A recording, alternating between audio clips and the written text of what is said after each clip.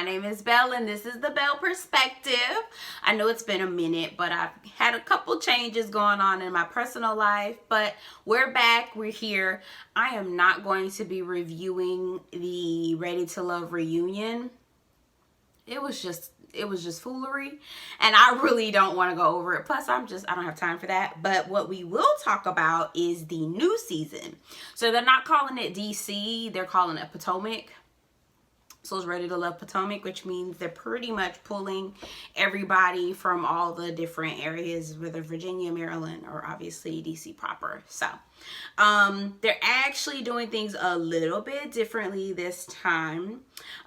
Instead of 20 singles, they're starting off with 14. So it's 7 men, 7 women. We've got Clifton.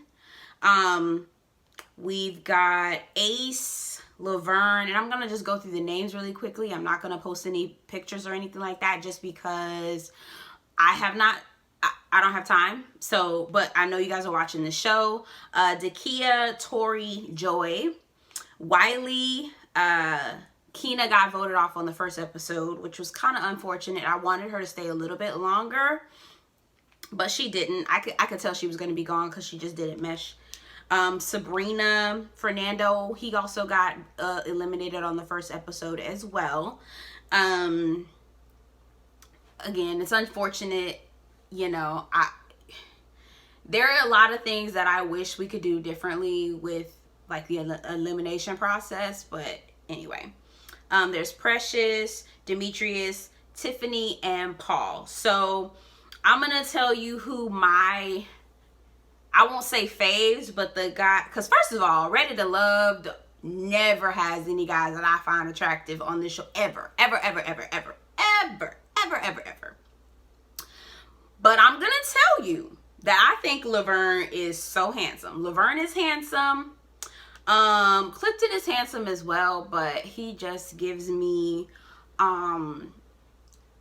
like I'm everybody's teddy bear, and not even in a mean or malicious way. It's just he flirts with everyone, and you'll never really know who he truly likes.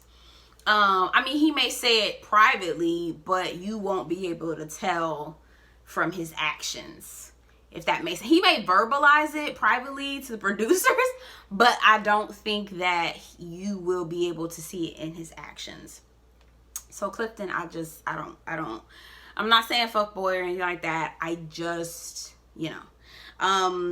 Ace is pretty cool. She's a she.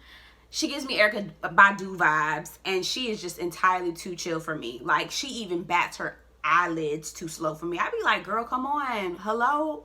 Are you alive? She'd be like, yeah, I just want you to. No, girl. Blink. Are you hello faster than that? You know, anyway, but so cool, super cool, but girl, I got too much energy. I can't do it. Laverne has the same kind of energy that I have. Very like talkative and outgoing and just bubbly. He's a little corny. A lot of corny. There's a lot of corn, but I always like corny because I'm corny. I know I'm corny, and it's okay. He gives me the Clark Kent Superman. You know, my boyfriend is very much like that too. He's like, you know, wears his glasses, and you'd be like, okay, he's handsome. But then when you take off his glasses, you'd be like, oh damn, you know. So that's how Laverne is. He's like handsome with his glasses, but then he's really handsome without them, or either way, Superman, Clark Kent, right? Dakia, I like her. She's the boss lady. But she's giving me thirst. I like her as a person, and I probably would like want to chill with her, you know, regularly as a friend, but she really giving me thirsty. The rest of the folks, I'm just, you know, we'll just see. We'll just see. So the latest episode was Blind Dates, it was called Blind Date. What is it? Yep, it was called Blind Dates. And so this is after they eliminated 2 people, they're bringing on 2 more people, which I don't understand. That was a waste of people's time, everybody's time, honestly. So Blind Dates. So they introduce Cornelius, a new guy named Cornelius, not gonna lie, had PTSD from the last season of Cornelius. This Cornelius, he looked like Suge Knight. Ain't nobody gonna tell me he ain't Suge Knight cousin or somebody. And not just, not picking out looks or anything like that. I'm just saying he give me Suge Knight. He in that I would put him in that category. And then the other girl, or the woman, so it was one man, one woman that was introduced. It was, her name is Carmen. Okay, we're gonna move on. Okay, so Laverne goes out with Carmen. Ace meets Clifton. Clifton talked about, he was a big country boy, so he talked about how sex and mental health and money were basically the things that made him happy. I felt like it was this episode really threw me off guard because they were talking about sex a little bit too early for me. I learned a long time ago that if you are not ready to have sex with someone, don't talk about it and don't put it on the table. But these men and some of the women, especially the kid, because she was giving thirsty vibe, they were just throwing it out on the table to a point where it got really tacky. So Cornelius in the blind date with Ace, he was telling her, or I'm sorry, in the confessional, he was like, you should never settle for trash or mediocre sex. He was like, know your worth, king. And anytime I hear somebody say a statement and finish it off with know your worth, king, I'm looking at you sideways. But anyway, so they go to the brunch. There's like a big mixer brunch that they have where they all meet, see each other and talk to each other. Tiffany,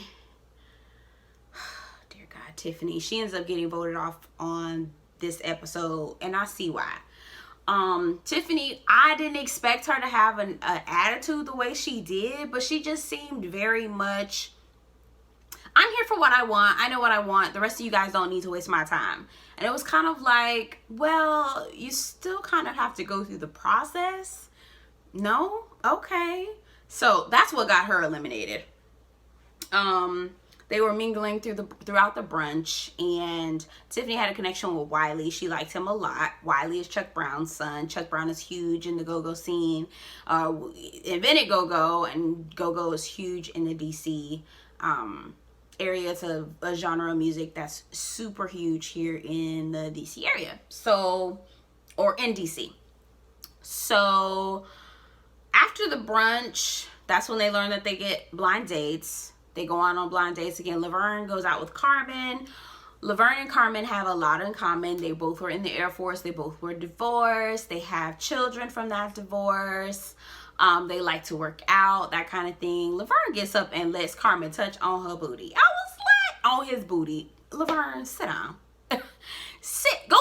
Go sit down. Anyway, Carmen gives me, I don't know. Moving on. We're gonna move on. What else? I'm trying to top of my dome here. So after the blind dates, then we see like all of the group dates. They go out on, they have like a ping pong thing where it's Paul, Tiffany, Sabrina, Precious, Cornelius, and one other person. I don't remember who that person was. So I think it was odd. So there were some people who were kind of hanging around and some people who weren't. So Paul sits with Precious and Tiffany, and Paul's asking all these questions. Now, mind you, some of these questions were stupid. Like if you were to deliver a spoken word, what would the title of your spoken word be?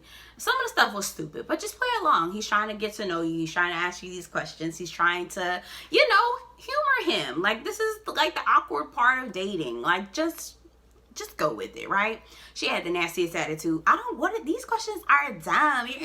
You're interrogating me. Like, I don't get it. I understand some of these questions aren't the best, but just play along, humor him, right? He's trying to get to know you, okay? So I was like, that let me know, okay, Tiffany's probably more than likely gonna get home because nobody else really likes her anyway, and they already put her in the bottom the first time. So they already put her in the bottom last time. So it wouldn't be a shock to see her go back down again, right? So Tiffany and Clifton and Sabrina, or I'm sorry, Tiffany and Sabrina were grilling Clifton, which I thought was kind of ironic. Tiffany's okay with grilling other people, but it's not okay when she's being, asked a lot of questions. So anyway, so Tiffany and Clifton have a one-on-one where they're talking and they're playing ping pong. And she's asking questions like, hey, are you looking to get married? And Clifton gives these vague ass answers like, oh yeah, I don't really care. It's whatever, as long, some people don't even want to get married. It's whatever, whatever's clever is basically what he's saying. She was like, okay, yeah, I hear what they say, but what do you want? And he was like, it doesn't matter to me. And she was like, I want a husband and I don't have time for this, which she didn't say it in a rude way. She didn't say it in a mean way. She wasn't demanding, and she wasn't rude. Like, it wasn't rude. It was just like, okay, I hear you don't know what you want, but I know what I want, and I'm not about to play with you. And so Cornelius went back and took that and was just like, oh yeah, she had an attitude. She slammed the thing down on the ping pong table. She slammed the paddle down and said, I want a husband. I ain't playing. And I'm like, oh, wow, that was, you put 20 on 10. Strike two, Cornelius. Again, I already got PTSD. I don't fool with people named Cornelius now. Anyway, from last season, I'm definitely side-eyeing this Cornelius. Besides, he look like Suge Knight anyway. I'm not looking for a Suge Knight in my life, okay? So then the second group of dates is golf. So they go miniature golfing. It was cute or whatever. Tori and Joy are talking, and Tori was like, man, he was feeling Joy in that jumpsuit. He was like, woof, man, she fine, He says to her, how would you like it would you like a man to basically touch your kidneys? And I'm leaving a lot of that out, but y'all get what I'm saying. He was like, how important is sex to you? She's like, sex is important to me. And he says, so how would you like your kidneys touched? What? No. First of all, what kind of elementary school bullshit is that? Number one. Number two, what? No, an adult woman does not want that. That's like borderline battery. What is that? Like, I don't know. I just that's so, at first I thought Tori was emotionally secure. But then I was just like, okay, no. He just goes around and tells people that he has mom issues, and that's it. That's just the basis.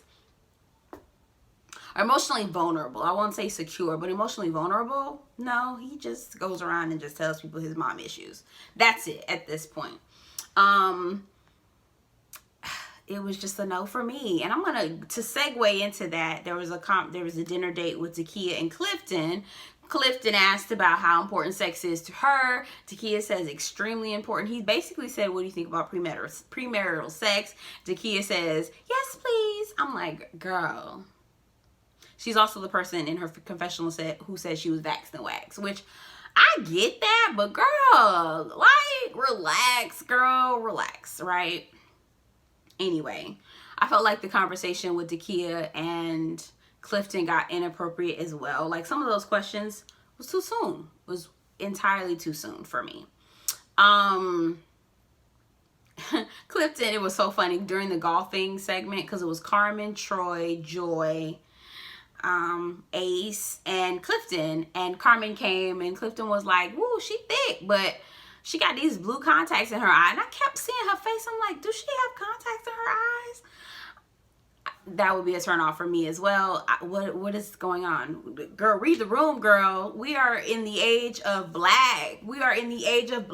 Girl. We don't do those things anymore. Why? Girl, that's middle school. When you were, insecure about your eyes or whatever you wanted to try to assimilate. Girl, we don't do that. Leave that in middle school, but whatever. She didn't get the memo. Something about her, we're gonna move on. We're just gonna move on, okay? So Clifton really likes Joy. That's what he verbalizes. But again, I want to see his actions because I haven't seen him take her out on a date yet. But maybe they've gone out on a date and they just haven't aired it on the show yet. I don't know. Ace walks off and goes to get a drink. She's not mad or anything, but she just sees that everyone's kind of pairing off. And so she's like, hey, they pairing off. I'm here to celebrate. I'm going to go get me a drink and chill. Clifton, being the nice guy, comes over and just wants to make sure that he's okay, that she's okay. While that was very sweet, I still remember those guys in high school that flirted with everybody, right? Y'all know y'all remember them, and everybody thought that that guy had a crush on them because he flirted with literally everyone but never had a real girlfriend, never took anybody out or anything like that. But he always was real nice and real flirting. Girl, don't make me get jealous. Girl, you talking to somebody. Girl, don't make me jealous. You know, saying little slick things, but don't ever take you out nowhere. You know, real for everybody in the school. Think he like her. Think he got a crush on them, but he ain't talking to none of y'all. That's what Clifton give me. He just give me just perpetual flirt. You know, it just I don't know. Let me see his actions. I'm trying to think of any other dates. Paul took Joy out on a date. Joy has a fear of settling down. But you're on a show called Ready to Love. I don't understand. Paul still gets on my nerves, but he toned down a lot this episode, which was interesting. He, you know, whatever. He's still here. He's still in the mix. What else? Who else had anything that stood out to me? Because I'm not trying to make this video entirely too long. I think that's it. Okay, so then we get to deliberations. We get to deliberations. The men decide on who they want to eliminate. And the guys put Tiffany and Ace in the bottom. So during the conversation, Laverne, oh my God. Laverne. He was like, Ace, he was like, wait, first, Tommy asked him, how was the date with Carmen? He was like, Carmen was everything. Oh man, Carmen was, man, we got, she moving up to the top. I really like her. And then they were talking about Ace, and he was like, Ace is Michelle. She's Oprah. She's peace. She's love. She's calm. I was just like, I ain't seeing none of these dates. And maybe they just don't air them, but I'm not seeing any of the dates. I'm just not. Anyway, so whatever. Laverne is wide open with pretty much everybody. Anyway, so we'll see how that goes. All the guys love Ace, which again, I am not understanding how all the guys love Ace, but she was at the bottom. Please make it make sense to me. But whatever. All the guys love her, but she's at the bottom. Wiley was like, she talk about yoga too much for me. I'm telling you, I'd be like, girl, check your posts. Girl, check her posts. Don't get me wrong, love Ace, but she just don't have enough inflection in her voice for me. It just be even tone. We're just gonna talk just like this all day because I'm just relaxed and in a state of zen when namaste. Like, no, girl, give me a little inflection. Give me a little, zhuzh. Like, I needed to come up just a bit. Like, do you yell? A little bit? Not, no? Anyway. So I need a little bit more oomph from her. Like, I could, if I was a dude, I couldn't date her. So Wiley was basically how Wiley felt. He was like, y'all get all that from her? I don't get nothing but meditation and zen from her and namaste. So anyway, though we get down to the deliberations, we're having a conversation. Wiley sits with Ace. Paul sits with Tiffany. Paul's trying to open up and have conversations with her. Tiffany again. Tiffany literally cuts him off and says, oh my God, you're interrogating me. Loud talking him at this point. She started to loud talk. Then she just like, oh my God, can we just have a conversation? He says, well, can we get deeper? All we talk about is surface stuff. She was like, that's what I like. That's what I want. Just surface. I was like, My thought is it would probably have gone deeper had Tiffany actually liked Paul, but because Tiffany doesn't like Paul, she's not trying to give him the time of day. But I'm like, girl, again, this is a process. This is a part of the process. It's like speed dating. You need to give everybody a chance, but you did not. You like Wiley and you wanted to shut everything else down. Anyway, they ended up giving her the boot, which they should have, because she was like, y'all voting me? I'm going home? Oh, whatever. I don't have time for this. I'm going to call my Uber. And then in the confessional, she was like, I feel like they were jealous because I wanted Wiley and didn't want any of them. Ooh, delusion. They did them a favor. And he tried to give her a hug, which you don't have to give me a hug. It's fine. He tried to give her a hug. She was like, no, I don't want a hug. I was like, ugh. Which, again, I get that. That's well within her right. But I'm like, damn, girl, show your ass. No? Show your ass much? Anyway, that was the end of the episode. They're actually going to do 2 more singles next week, I believe. And the women will have the power to be eliminated. I'm hoping it's Paul, but probably not, because Paul is entertaining. Well, for the most part, for TV. I don't know who else will go. Maybe Tori. I don't know. We'll see. Anyway, thanks for watching. My name is Belle. This is the Belle Perspective. And if you want to add to the growing channel, go ahead and like, comment, subscribe, and I will see you next week. Bye.